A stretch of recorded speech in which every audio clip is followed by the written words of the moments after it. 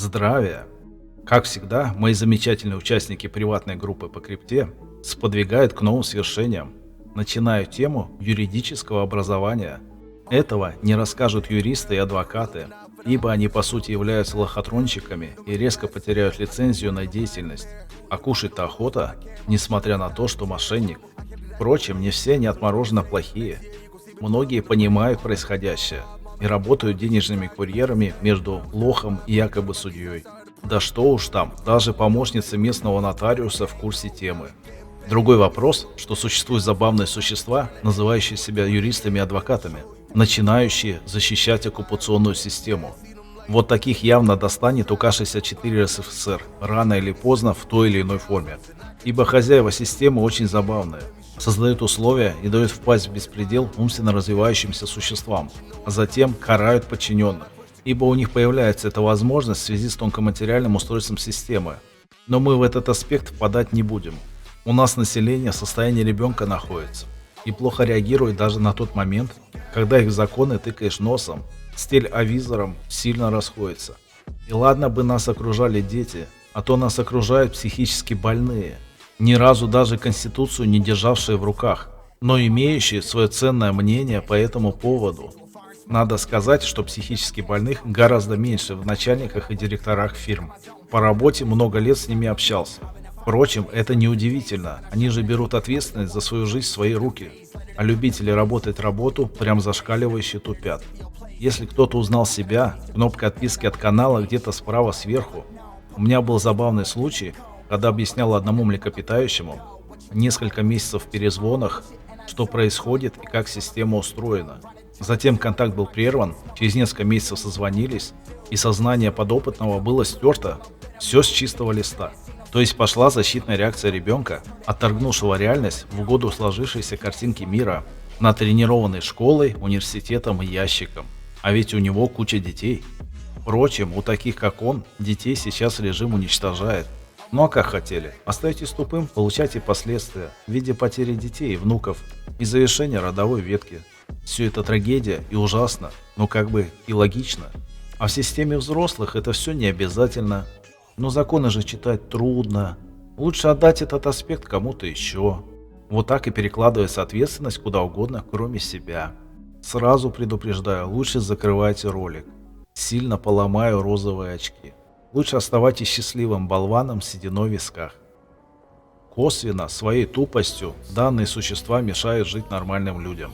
Ибо система обслуживает большинство, а не вменяемое меньшинство. Блогеры, на мой взгляд, как один из института связи. Тех, кто не оттуда, присаживают в психушки и тюрьмы, после чего они начинают нести невменяемый бред. А то, чему они обучают, это просто лютая невменяемая дичь. Думаю, по этому поводу сделаю отдельный ролик. И вся эта масса поводырей-овцепасов повылазила в районе 2010 года, когда всплыла тема про оккупацию СССР, которую не скрывают вовсе. В следующих роликах это увидите на Конституции и законах. Если думаете, что спецслужбы будут что-то делать, опять расстрою. История нам показала, что не является самым страшным зверем в природе и по совместительству рабом, бюджетником. Они до упора будут подчиняться режиму, а в самый переломный момент отсидятся в кустах да у баб под юбками. Могу еще понять глубинки, там зачастую выродки устроили систему так, что работы кроме как на обслуживание режима нет. Но в мегаполисах какая у вас отмазка? Работы вокруг полно, и при этом не надо на сделку с совестью идти. И есть чужих детей, чтобы кормить своих. Опять же, всех говном не обмазываю. Есть нормальные идейные люди и там, но с ними необходимо уметь общаться. Эти выпуски будут как раз об этом.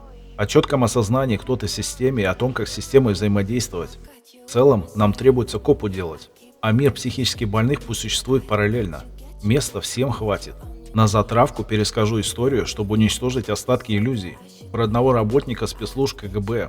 С ним продолжительное время работал мой хороший знакомый. Тому в районе 90-х лично Путин предлагал поучаствовать в геноциде населения.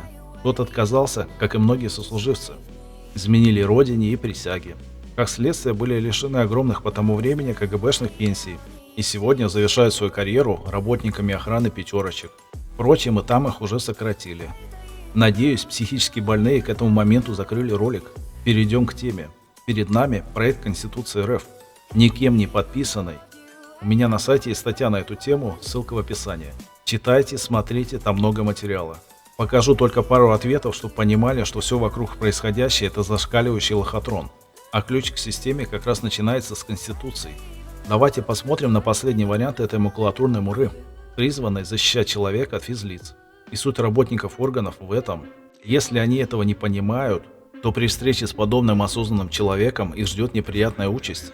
Текущий режим всех их подставил под статью захвата и удержания власти. Впрочем, это лазейки скорее для них, а не для нас. Но все зависит от поведения и осознанности. Часто можно встретить аспект того, что когда мент нижнего уровня чувствует жареное, то следом появляется более прошаренный, который проводит проверку на человека, задавая разные каверзные вопросы. А там уже пройдете или нет. Поскольку они пошли замещать должности, то согласились на все эти правила игры. И их могут и будут при грамотной жалобе рвать на части. И здесь нет разницы, якобы судья это или мент и так далее. Они все в наших руках. Далее мы это прочитаем. Стоит держать в уме, что контролирующие органы перегружены. И если пишете безграмотное обращение по своей проблеме, то оно сразу пойдет в мусор. Речь о тысячах заявок, а физически хватает на 100 в месяц. Естественный режим усилять такие органы не спешит и не будет. Начнем с преамбулы.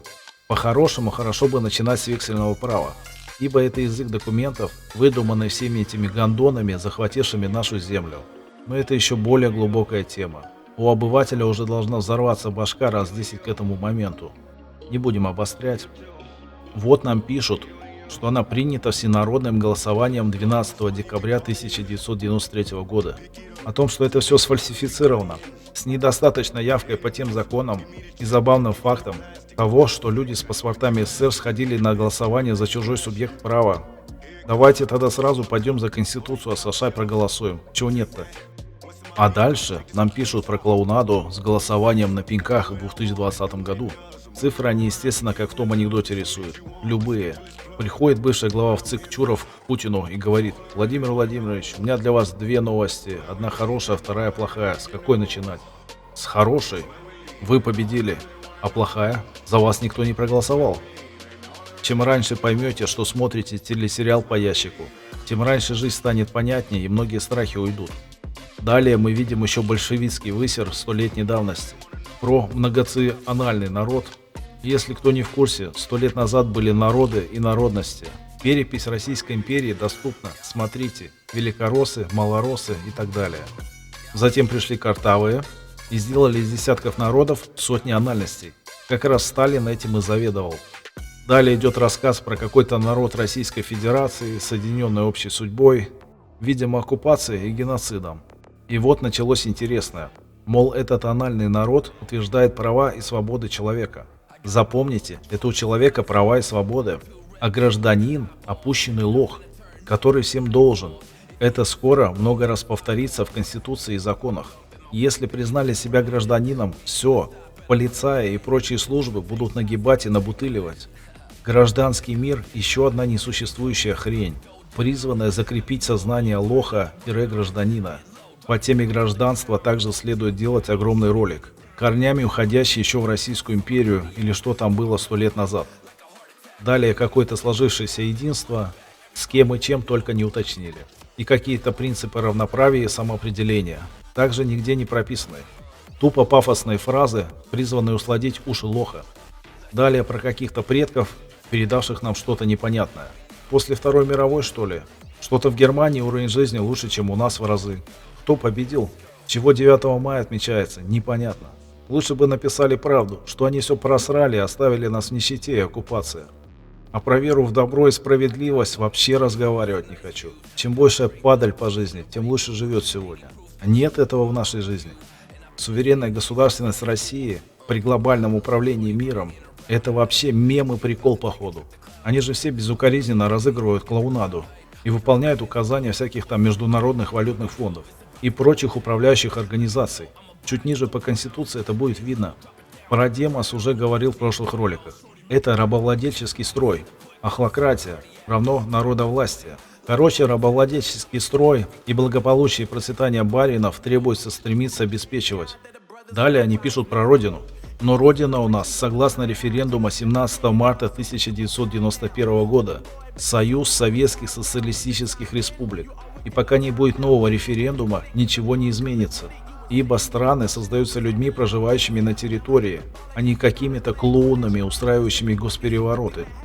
А дальше началось самое интересное, связанное с вексельным правом и их международными договоренностями. Конституцию Российской Федерации. В переводе на понятный язык это устав коммерческой фирмы, ибо в верхнем регистре. А до этого речь шла про некий субъект Российскую Федерацию. Еще один субъект Россию. Чувствуете руку жуликов, наперсточников? Тень на плетень навели. И я специально не стал заострять вначале на этом внимание, поскольку найдутся умники, которые начнут уводить в сторону, рассказами про заголовки документов и так далее. А тут уже не отмазаться, ибо внутри текста. Короче, многоанальным себя не считаю. Конституцию иностранной управляющей фирмы не принимаю. И это также позже станет видно по законам и Конституции. Почти прямым текстом написано. Дальше пойдем читать статьи. Все их не вижу смысла вычитывать. Сами справитесь. Заострю только на важных местах внимания.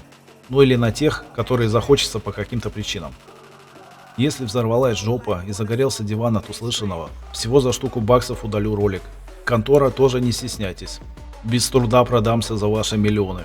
Мне хватает осознания того, что глобально ничего изменить нельзя. Вокруг очень глупое зомбированное стадо. Фашизм продолжит нарастать. Уже нельзя просто так рыбу половить, грибов в лесу пособирать или дерево для печки срубить на зиму. Дальше будут лицензии на выращивание картошки в огороде. Готовьтесь. Всем добра, здоровья, процветания и денег.